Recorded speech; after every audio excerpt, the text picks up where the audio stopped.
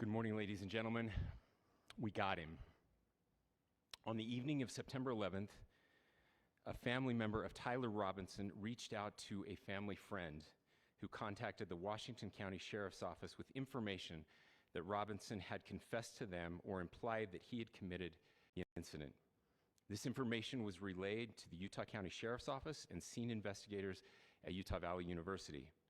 This information was also conveyed to the FBI.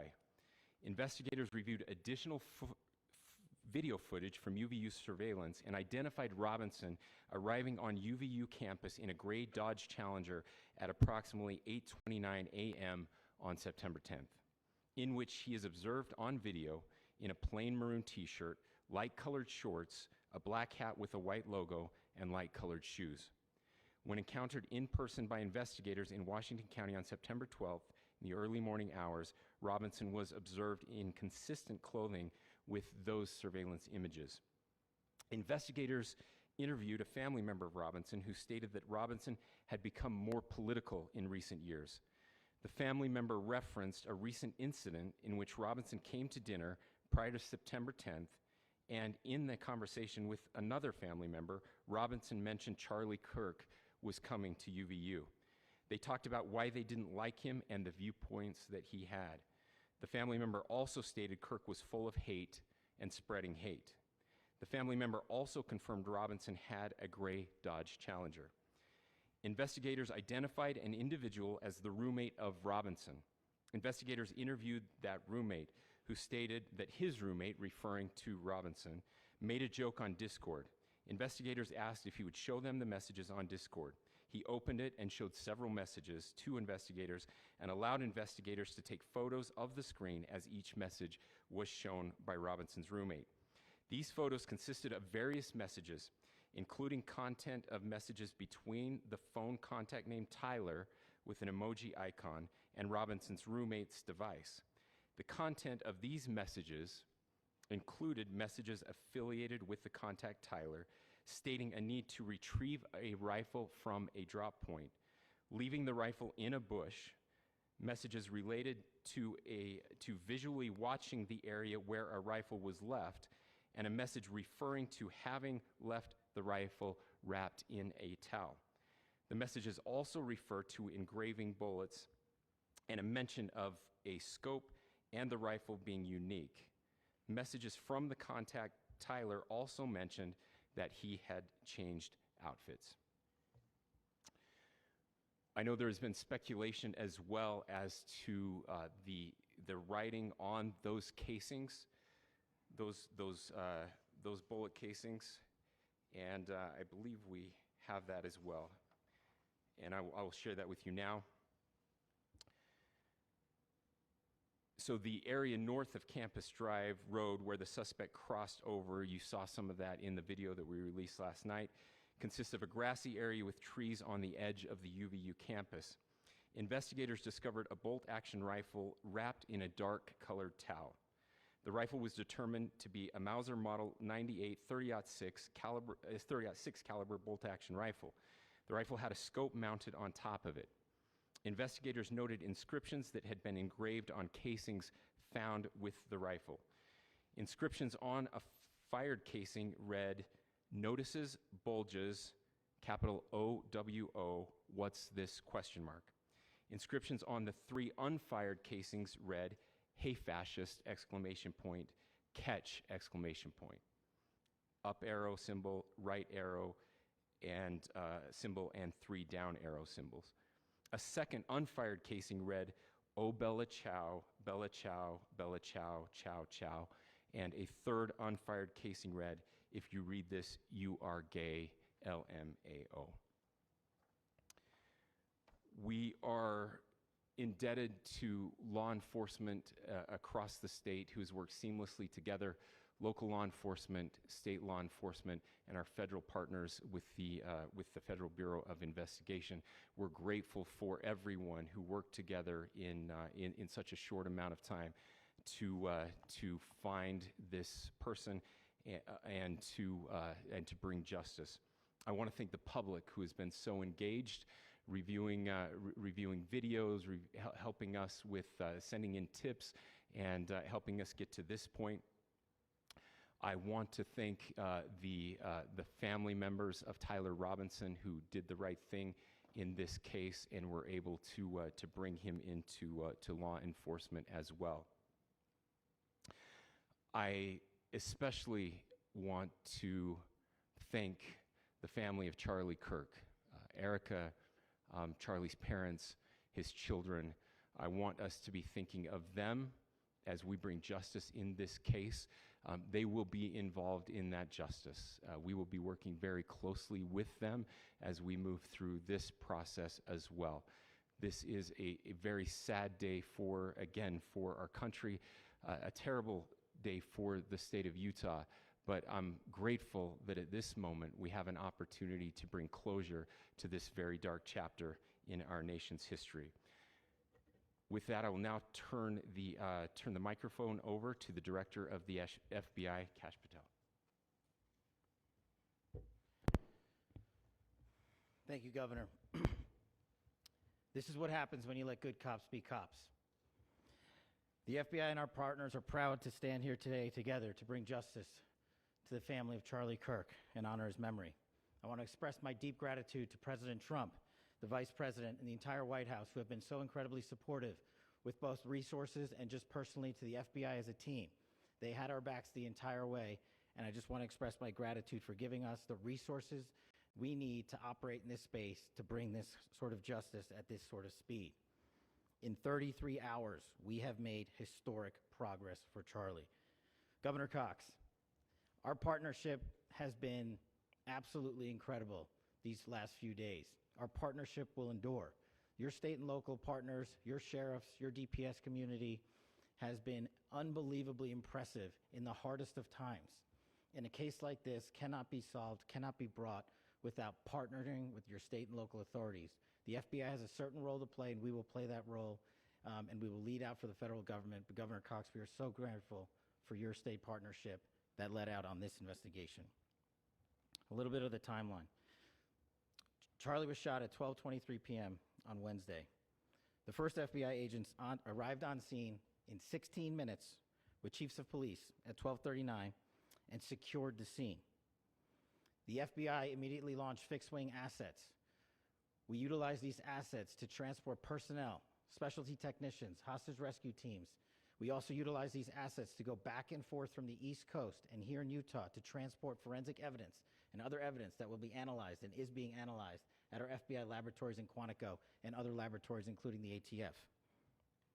At my direction, the FBI released the first set of FBI photos of the suspect at 10 a.m. local time on 9/11.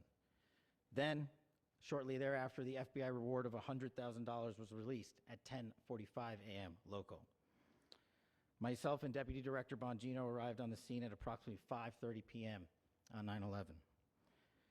The governor led a press conference last night at approximately 8 p.m., where at my direction, the FBI released a never-before-seen video of the suspect. We also released new images to the public of the suspect. And just last night, the suspect was taken into custody at 10 p.m. local time. In less than 36 hours, 33 to be precise, thanks to the full weight of the federal government and leading out with the partners here in the state of Utah and Governor Cox, the suspect was apprehended in a historic time period. And I want to highlight what Governor Cox said. This would not have been possible without you, the media, and you, the public. That's why we went so public, so fast, and we're so transparent, and we're committed to that transparency. The crime scene, just a little bit there. It is a large crime scene. State and local authorities, along with federal authorities, processed that crime scene quickly. And I even had the ability to walk through that crime scene and walk through the steps the suspect took to learn more about what was needed and what resources we needed to bear to create a full picture for the FBI and leadership back in Washington. Furthermore, thankfully to state and local partners, forensic evidence has been seized and continues to be garnered.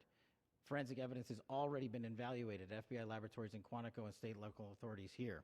We will continue to process evidence as we see it, as we collect it, and we will continue to deliver to Governor Cox and his team. Last night, we had a total of approximately 7,000 7,000 leads.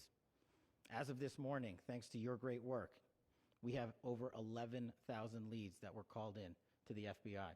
And we are running out every single lead that we can. Every one of those leads will be run out. The arrest is a testament to the dedication of good law enforcement being great, and partnerships in law enforcement, which I've tried to highlight as my tenure as the director of the FBI.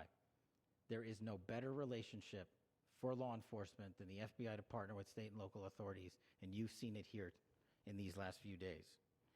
The FBI Salt Lake Field Office, along with our offices in LA, Phoenix, Denver, San Antonio, Las Vegas, Pittsburgh, Buffalo, our headquarters component in Quantico, all participate in the FBI.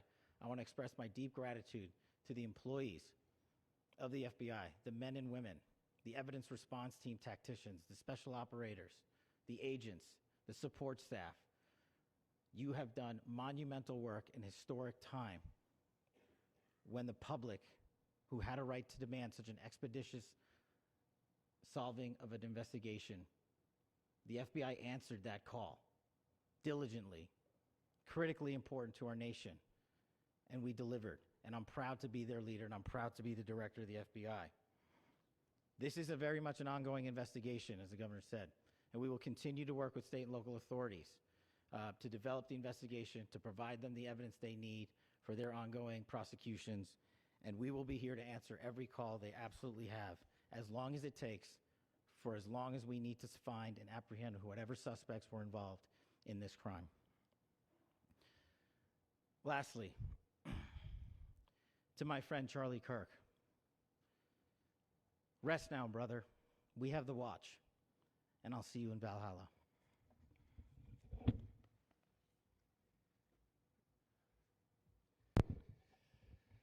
Thank you, and good morning. I would just like to take a few minutes as the sheriff to express my gratitude for everybody who has played a part in this investigation.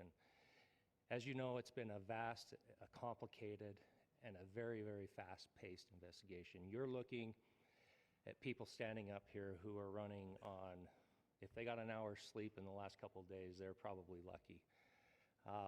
It has been very taxing. It has been so impressive, speaking on behalf of the local law enforcement, to see the cooperation that we've seen in this type of case. Across the state, sheriffs, chiefs, our state partners have stepped up and have come to the call on anything that we needed. Our county chiefs have been phenomenal.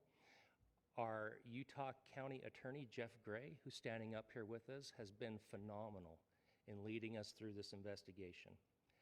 I would like to thank the federal government for their resources, their assets. Our local team here, our FBI team, has been extraordinary in helping us work through this and bring this person to justice. Most of all, I would like to thank the public, and specifically, I would like to thank the public who turned to prayers and who turned to positiveness for us. I would like to thank them on behalf of the law enforcement community, because we needed those prayers. That's what we needed to get through this. We needed your support, and you gave it to us. We needed your patience, and you gave it to us. And I would like to thank you for the Kirk family, because that's what they need, is your support and your prayers, and that will get us through all of this. So thank you, everybody, for everybody that have stepped up. We've had such a phenomenal response to this. Thank you.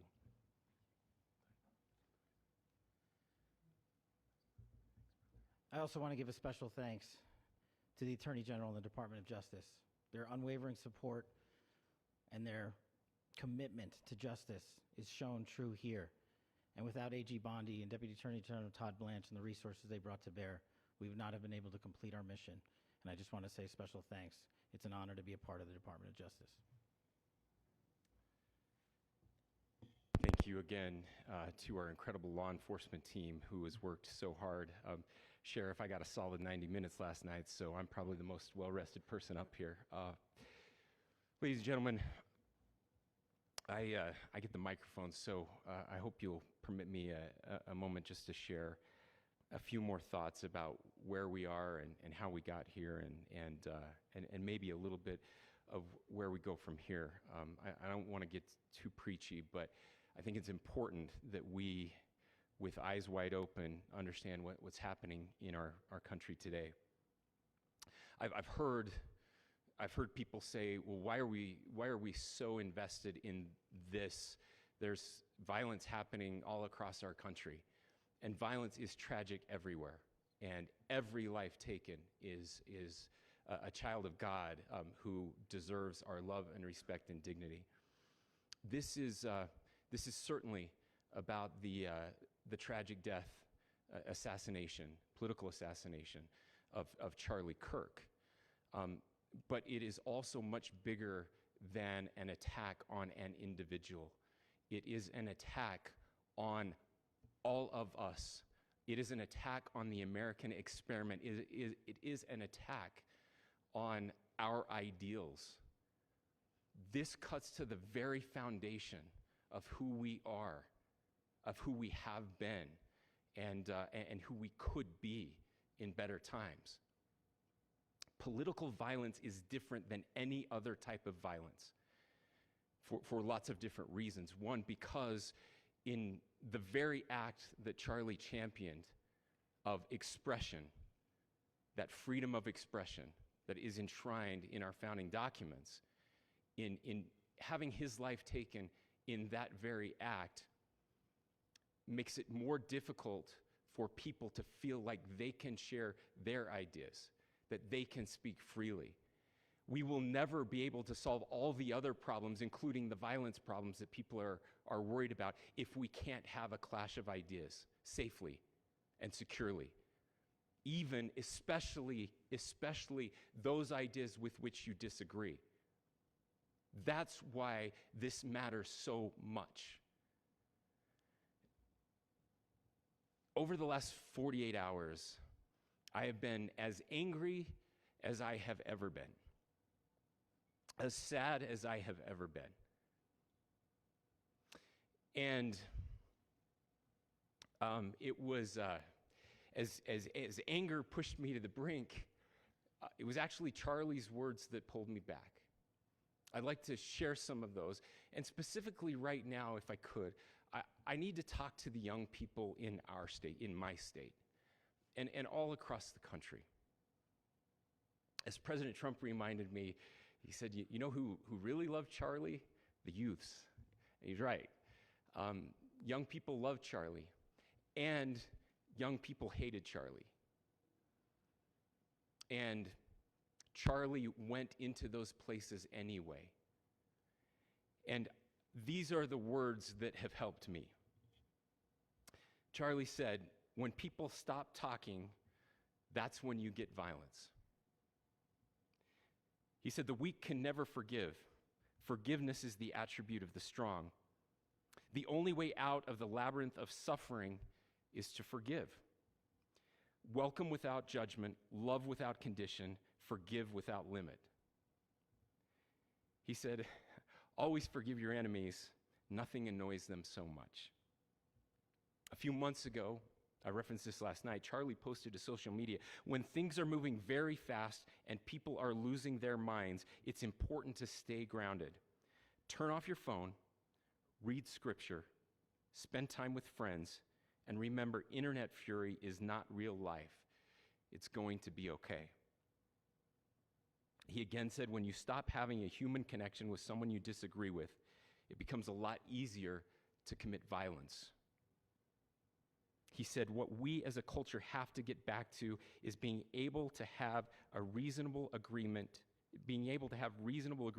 where violence is not an option. Now, again, to my young friends out there, you are inheriting a country where politics feels like rage. It feels like rage is the only option. But through those words, we have a reminder that we can choose a different path. Your generation has an opportunity to build a culture that is very different than what we are suffering through right now. not by pretending differences don't matter, but by embracing our differences and having those hard conversations. I think we need more moral clarity right now. I hear all the time that words are violence. Words are not violence. Violence is violence. And there is one person responsible for what happened here. And that person is now in custody and will be charged soon and will be held accountable. And yet, all of us have an opportunity right now to do something different. I want to thank my fellow Utahns. This bad stuff happens. For 33 hours, I was praying that if this had to happen here, that it wouldn't be one of us, that somebody drove from another state, somebody came from another country. Sadly, that prayer was not answered the way I had hoped for, just because I thought it would make it easier on us if we could just say, hey, we don't do that here. And indeed, Utah is a special place. We lead the nation in charitable giving. We lead the nation in service every year. But it did happen here. And it was one of us. But I want you to look at how Utahns reacted the last 2 nights. There was no rioting. There was no looting. There were no cars set on fire. There was no violence.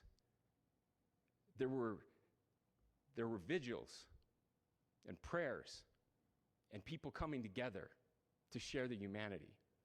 And that, ladies and gentlemen, I believe is the answer to this. We can return violence with violence. We can return hate with hate. And that's the problem with political violence, is it metastasizes. Because we can always point the finger at the other side. And at some point, we have to find an off-ramp, or it's going to get much, much worse. But see, these are choices that we can make. History will dictate if this is a turning point for our country. But every single one of us gets to choose right now if this is a turning point for us. We get to make decisions. We have our agency. And I desperately call on every American, Republican, Democrat, liberal, progressive, conservative, MAGA, all of us to please, please, please follow what Charlie taught me. I'll just conclude with words I share often from a friend and author Yuval Levin, who was asked if he was optimistic about our country. And he said, I'm not optimistic. He said, I hate optimism. Like, that sounds bad. But he said, optimism is a vice. It's this idea that good things are just going to happen. And he said, in the history of the world, good things have never just happened. He says, I'm not optimistic, but I am hopeful. And hope is the virtue that sits between the vices of optimism and pessimism. Hope is the idea that good things are going to happen because we can make them so. I still believe in our country. And I know Charlie Kirk believed in our country. I still believe that there is more good among us than evil. And I still believe that we can change the course of history. I'm hopeful because Americans can make it so. Ladies and gentlemen, we're happy to answer any questions you might have. Governor, can you speak to whether the suspect is speaking with authorities and his demeanor, Tyler Robinson, when he turned himself in? I cannot speak to that.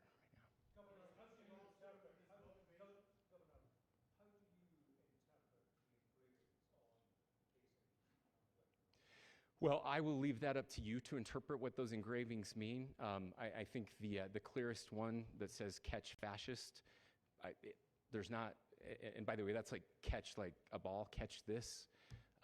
That's I think that speaks for itself. Governor, you indicated that he had been communicating. Please.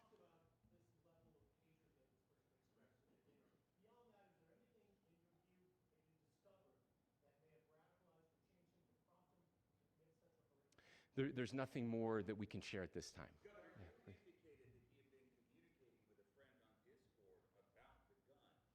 Do you anticipate any more arrests? We do not at this time have any information that would lead to any additional arrests. Do you believe he acted alone? Yes.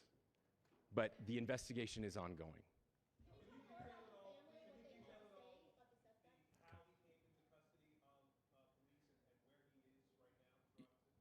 Yes, so right now, Mr. Robinson has been booked into the Utah County Jail.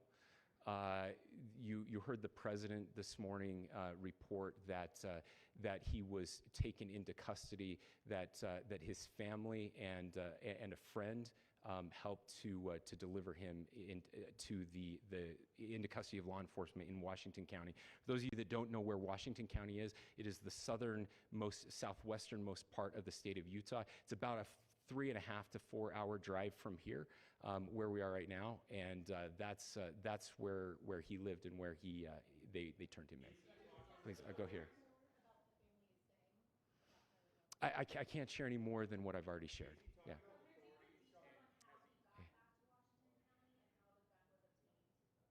So how we obtained the gun was found here.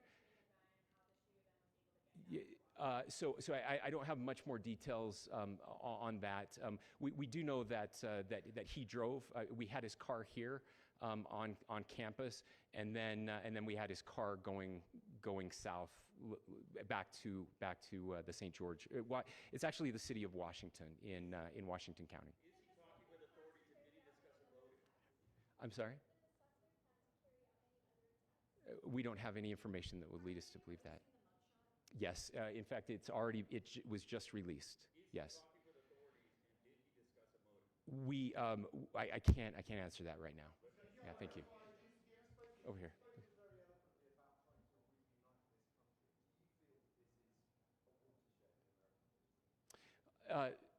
I absolutely believe that this is a watershed in American history, yes. The question is what kind of watershed? And that chapter remains to be written. Is this the end of a dark chapter in our history or the beginning of a darker chapter in our history? Look, I mean, if you look at true political assassinations in this country of someone of this stature, this feels a lot like the late 60s. And having one so gruesomely displayed on camera in all of our hands and in all of our pockets, we are not wired as human beings biologically, historically. We have not evolved in a way that we are capable of processing those types of violent imagery. And by the way, we've seen another one with a gruesome stabbing very recently that went viral. This is not good for us. It is not good to consume. Social media is a cancer on our society right now. And I would encourage people to log off, turn off, touch grass, hug a family member, go out and do good in your community. That is happening, and it's happening organically right now. I had a friend in a small city in Utah who said, we're getting together, the Republicans and Democrats in my little town are getting together to have a discussion last night, just to find a way to find their better angels. So yes, this could be, I mean, again, you have to go back to JFK to have seen a video live of something like this happening. I wasn't born until 1975, but I know that things were really dark in the late 60s. Sorry to some of you. I know some of you were there. But this is our moment. Do we escalate, or do we find an off-ramp? And again, it's a choice. It's a choice, and every one of us gets to make that choice. Two more questions right here.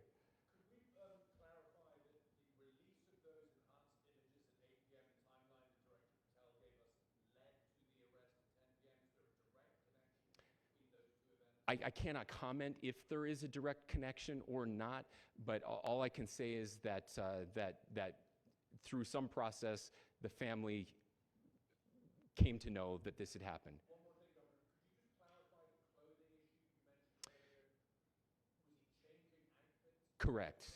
Yes.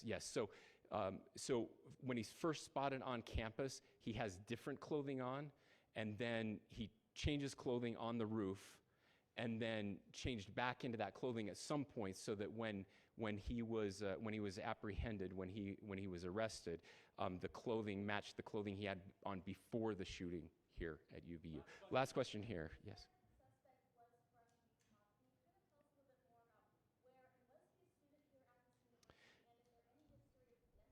Yeah. So I don't have any information on the mental illness part. He was not a student here at UVU. He was living and had lived for a long time with his family in Washington County, in the southernmost part of our state. Thank you, everyone, for your great work in getting this information out. I just say, process-wise, this may be important. I know many of you aren't familiar with the process in Utah. I think it's important that you understand that. Basically, we have 3 days for charging documents to be filed. A CI will be filed. We'll have more information then, more detailed information as those charging documents are filed in preparation for a preliminary hearing. So 3 days. So we would anticipate then that early next week those charging documents will be filed. We will obviously be working. The county attorney will be working very closely with Mr. Kirk's family as those documents and decisions are prepared and made. Thanks, everyone.